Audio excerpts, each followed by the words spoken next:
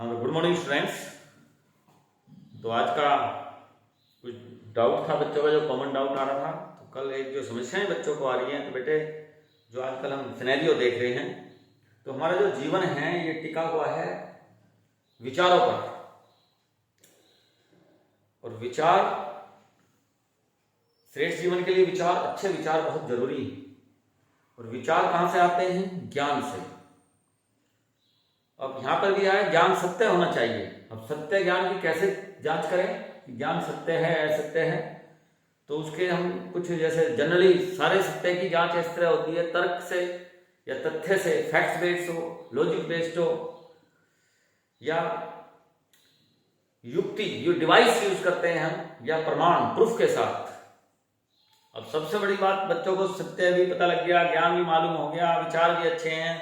तो जो आजकल इस टीनेजर्स में, टीन एज के अंदर, तो इसमें सबसे बड़ी जो समस्या हम देखते हैं बच्चों के अंदर, वो है आलस। क्योंकि किसी असफलता के पीछे अगर आप सफल नहीं हुए तो कोई ना कोई एक कारण जरूर मिलता है, 5 कारणों में से। तो वो 5 कारण कौन से हैं? आलस, अभाव, लैक ऑफ जो संसाधन, लैक ऑफ मीन्स, जो संसाधन की कमी रहेगी आपके पास, या अज्ञानता, या ज्ञान सही नहीं था, अज्ञानता नहीं, अक्रमणता, अरुचि, इंटरेस्ट ना होना। तो पैसिनेट बहुत जरूरी है।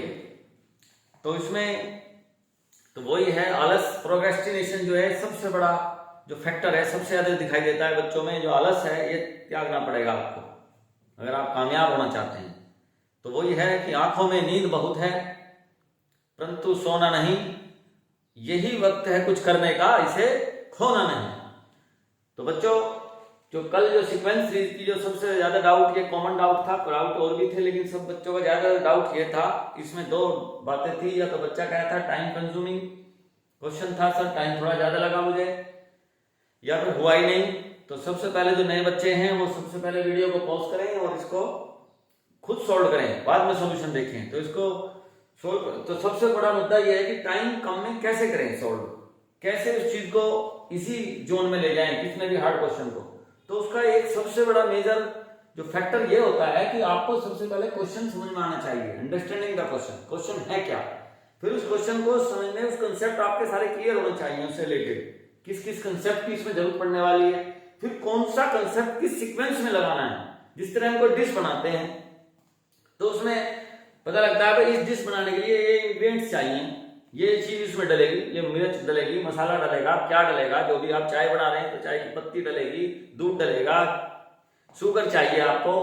तो फिर किस सीक्वेंस में कौन सी चीज डालनी है, बिल्कुल सेम सिद्धांत मैथमेटिक्स में भी होता है। बच्चे क्या सोचते हैं पढ़ाई कुछ अलग है, आम जीवन और पढ़ाई सब एक जैसी बातें हैं, सब जगह ज्ञान सब जगह यूज होता है। तो इस क्वेश्चन में भी यही है कि आपको इस क्वेश्चन करने के लिए कौन कौन से कंसेप्ट आपको क्लियर होने चाहिए, किस किस की रिक्वायरमेंट पड़ेगी, फिर कौन सा कंसेप्ट किस सीक्वेंस में लगाना है।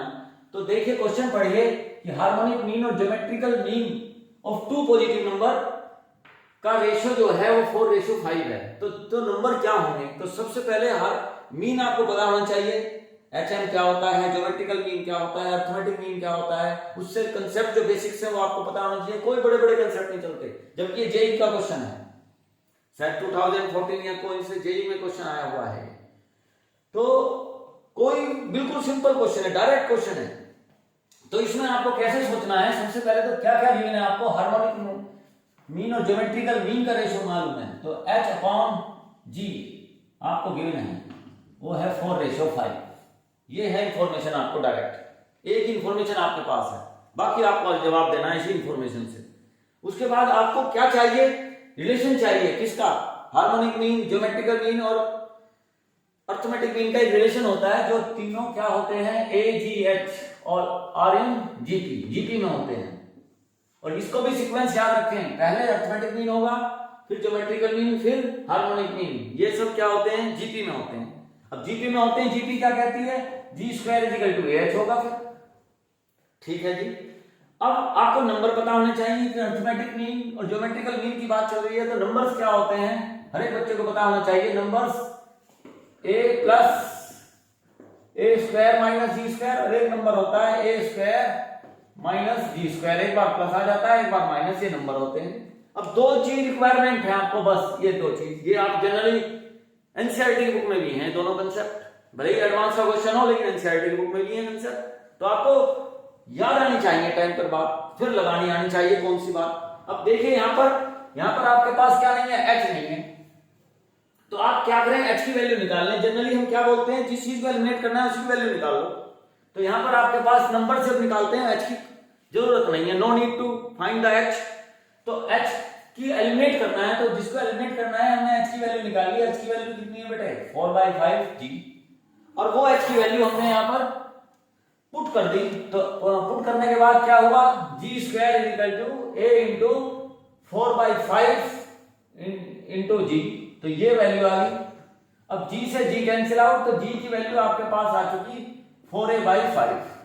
अब आपके पास जनरली हम क्लास में आपको पहली वीडियो में आप देखेंगे तो एक बात बताई थी, जिस चीज को भी आपको जब एक वेरिएबल में कोई भी एक्सप्रेशन होती है या इक्वेशन होती है वो सोल्व हो जाती है। अगर हमें जी की वैल्यू ये एक ही फॉर्म में पुट कर दूं तो एक ही वेरिएबल में एक्सप्रेशन आ जाएगी। तो नंबर्स का रेशियो जो होगा, रिक्वायर्ड रेशियो जो होगा, डायरेक्ट आपका आंसर आ सकता है।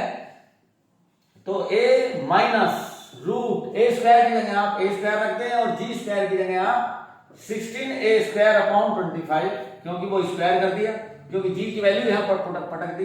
दूसरा सर आपने ये ऊपर कोई सा भी ले लो आप, वो तो रेशियो जब आपका ऑप्शन होगा वहां देख लेना, छोटा बड़ा, क्योंकि छोटा अपॉन बड़ा ही होता है generally. a plus A square minus फिर अगेन 16a² 25। तो यहां पर आप क्या कर सकते हैं, एक बार ये सब्ट्रैक्ट होगा, एक बार ये ऐड होगा, करिए।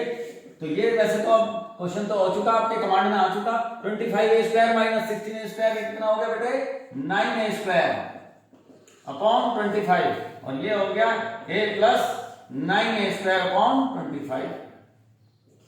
तो ये कहने का मतलब ये आ गया 3a अपॉन 5। तो a माइनस रिक्वायर्ड रेशियो चल रहा है, required ratio a minus 3a upon 5 upon a plus 3a upon 5।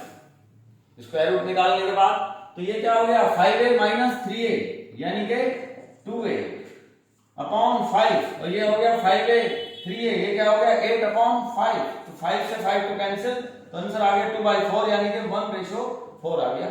अगर वहां ऑप्शन में 4/1 हो या 1/4 ना हो तो उसने क्या रखा है, ये ऊपर बड़ा और नीचे छोटा, हमने नीचे ऊपर छोटा नीचे बड़ा ले लिया। तो क्वेश्चन बिल्कुल इजी था, आपके जो लाइन ऑफ थिंकिंग है वो अच्छी होनी चाहिए। तो स्टूडेंट्स इस क्वेश्चन को दोबारा अपने आप कीजिए, इसी तरह नेक्स्ट डाउट नेक्स्ट वीडियो में आपको लेंगे। Okay, thank you.